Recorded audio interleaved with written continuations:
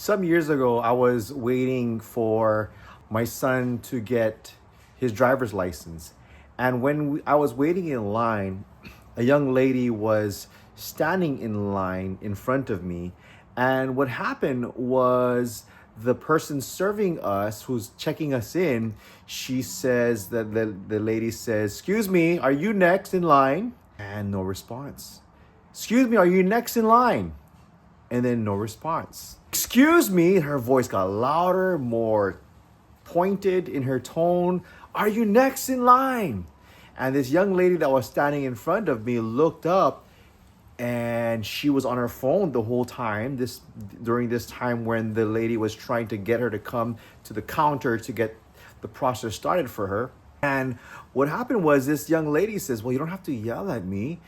And the person at the counter says, "Well, I wouldn't have to yell if you weren't on your phone." And she says, "Oh my gosh, you don't have to give me attitude." And more, the lady at the counter was like, "Oh my gosh, you're the one giving me attitude right now. You're the one on the phone, and I had to call you 3 times. I'm just trying to serve you. Wow, you don't have to be rude." I'm hearing this conversation, and I was like, in my head, I'm like, "Oh my goodness, young lady." And so this lady like, "Attitude? Oh, come on, I'm trying to talk to you and serve you, and you're on your phone, you're being distracted." And I just thought about that and thinking, that's kind of like we do the same thing in our relationships with our wife, right, guys? There's times when she would come in and talk, have a conversation, bring up stories of the day, her experiences of the day, and we probably hear what she's saying, and then there's no response. In those moments, Dr. John Gottman, he would say that we can either respond in a few ways. I want to share with you 2 things in how we can respond, and then really show a trick or a tip that really can help you show your spouse, show your wife that you really do care. So stay tuned. I'm going to share that at the end here. But the first thing we realize here is that we have 2 responses: to turn towards or turn away. Let me start with turn away, right? Because this is something that we tend to do at times, right? Your wife comes in and she shares her experiences of the day. She shares the dramas that is happening. She shares how beautiful the day is. Whatever she may share about the kids, the ongoings of the kids, and her experiences that she had with the kids or whatnot. And so what happens is that if we are not careful, we can turn away from those conversations. And the way we do that is by there's verbal or nonverbal responses. Verbally, we say nothing. We are quiet. We don't respond. Or we just grunt, right? "Honey, I just want to share with you what happened today." Right? Whatever grunts we share, no words, but just like, right? Or we just give one-word responses like, "Good, cool, awesome," right? Real flat responses. Or we can even solve their problems. "Honey, you know what happened today? XYZ happened, and A, B, and C." And then we may respond by saying, "Oh, how come you never do this? And how come you never do that? Why don't you do this? And why don't you do that?" And that's really invalidating her response. And that's really turning away from her and just giving her solutions. A lot of times ladies don't want solutions. They want to be heard. They want to be listened. They want to know that you are available and you are responsive and you are engaging with them, being in their corners. That no matter what, the thing is, our wives, they're smart. They know solutions. They don't want to hear solutions. If they wanted solutions, they'd probably ask for it. If they wanted to hear your thoughts, if they wanted to know what they should do, they'll ask for it. But many a times, 9 times out of 10, when a lady asks or brings up a conversation, they're not asking for a solution. They're asking for you to be available, to responsive to them, and engaging in that conversation with them. And so we can also turn away by doing nonverbals. We turn away by looking away, right? Nonverbals like looking away, looking the other direction. That's totally saying, I'm not listening to you. I kind of hear what you're saying, but it's not important to me, right? Or we may be preoccupied. Maybe you're on your phone, you're sending out an email, you're sending out a text, or even worse, you're playing a video game or scrolling through your social medias, right? And you're just preoccupied. And that basically turning away really tells your wife, you're not my priority. You're not my priority in this moment. It's hard to say, but your body language and your words, what we show, what we say or don't say in these turning away moments really basically says, you're not my priority. On the other hand, we can turn towards her. Turning towards her we speak verbally and non-verbally. Turning towards means we repeat key phrases. Honey, today, your wife says, honey, today I had a great time at work and we did this and accomplished that. Wow, you accomplished it? That's amazing, right? Repeating key phrases that she says that you could repeat after her to really show that you're being attentive and attuned to what she's saying. Emphasizing stuff that she says, right? I had a great day at work today. I got this accomplished. Wow, that's amazing.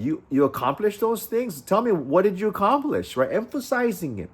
And then empathizing with her. Honey, I had a great day today. I accomplished so many things. Empathize is saying, wow, that must be really exciting. That must be a huge relief to accomplish and get so much things done today, right? Empathizing with her. And then there's the nonverbals, right? Nonverbals is what we do with our body language and not saying anything, but our body says a lot, right? So when she comes in, maybe you're sending out that text. Maybe you're having an important conversation on the phone and whatnot. It wouldn't hurt to say, hey bro, let me call you back. My wife just came home, right? And just giving her the eye contact, looking her directly in the eyes and experiencing her emotions, her experience with her, right? Giving her physical touch. Now, I've been kind of giving examples of exciting and good times, but there's maybe times where you may have to give physical touch where she's had a rough season or rough day, and maybe it's not a high five at a girl, but maybe it's a hug that says, I got you, I hear you, right? Maybe it's not saying too much, but just giving her a hug when she says, babe, I just had a rough day today. And then you just says, come here, babe, and you just give her a hug, right?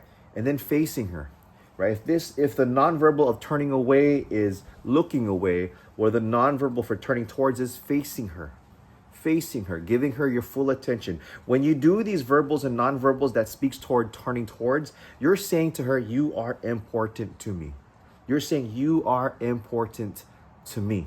So what's the one simple trick that would show her that you truly care about her? Here it is. Ready?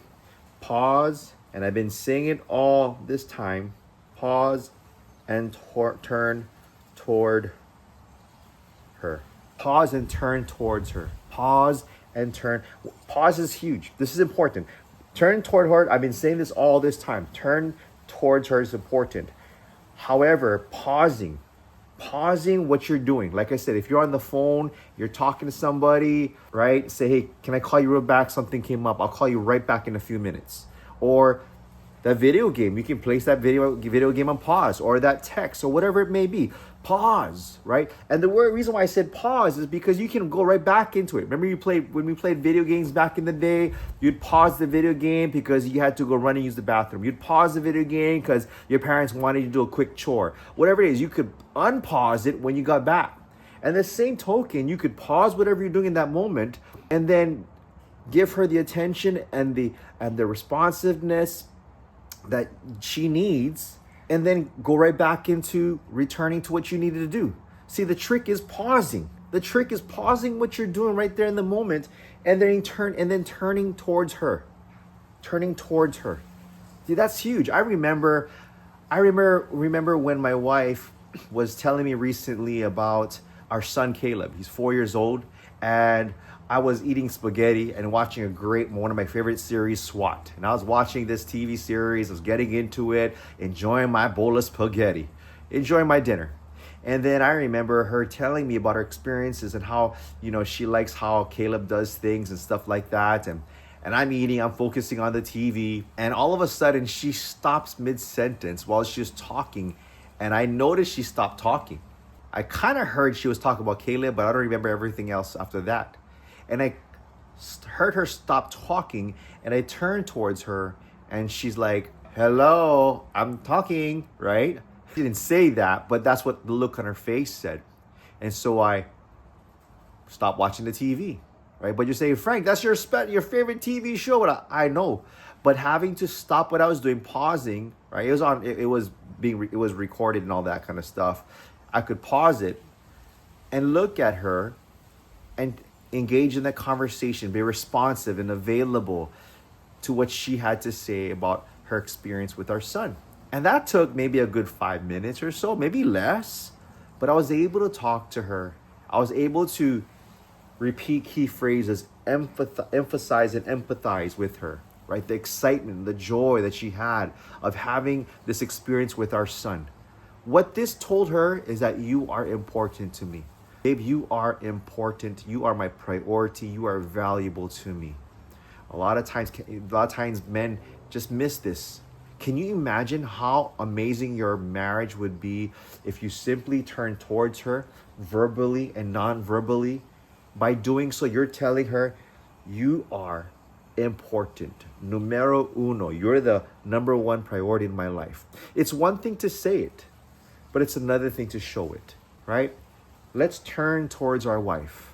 It's the small things like this that matters. It's these small itty bitty things that matters in the long run. If we keep on turning away, maybe just one time. All right, one time, right? But you're saying, Frank, I might be really preoccupied. I really need to be on that phone call. I got you. Okay, I hear you. Those are exceptions. But have you ever heard of that saying, death by 1,000 cuts?